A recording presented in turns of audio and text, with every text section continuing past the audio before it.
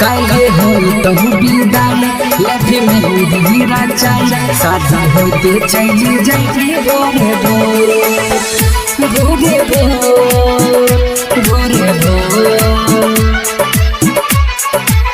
संगम recording studio चकरमनिया।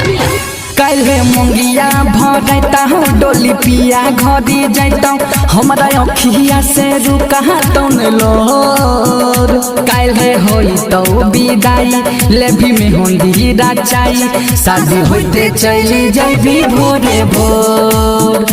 भोरे भोर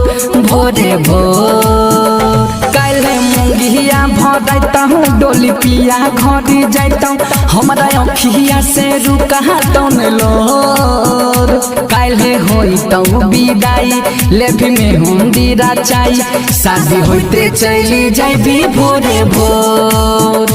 भोरे भोर भोरे भोर काल्हे होई तो विदाई लेभी मेहंदी रचाई शादी होते चली जाबी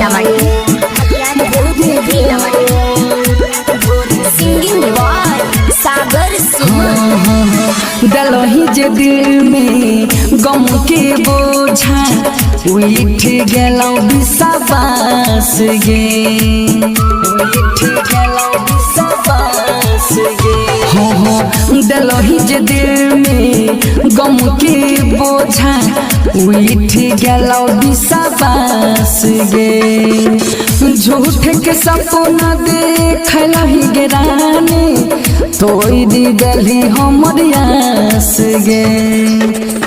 तोड़ी जैभी हमर दिल जियल होते मुश्किल प्यार में बनाई देले है कमजोर काल्हे होई तो विदाई लेभी मेहंदी रचाई शादी होते चली जाबी भोरे भोर भोरे भोर भोरे भोर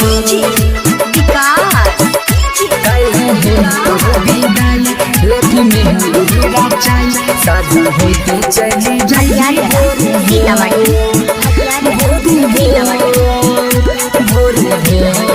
रिकॉर्डिंग बाय दुर्गेश जी। करै छियौ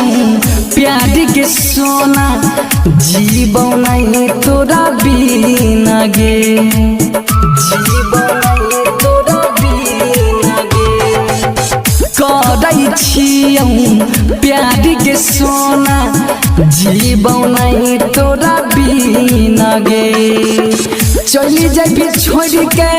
हमारा के पगली सारी बिहाउती पहिन गे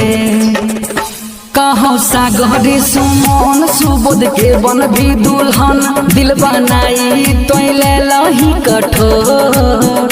काल्हे होई तो विदाई लेभी मेहंदी रचाई शादी होते चली जाबी भोरे भोर भोरे भोर भोरे भोर संगम रिकॉर्डिंग स्टूडियो चकरमनिया।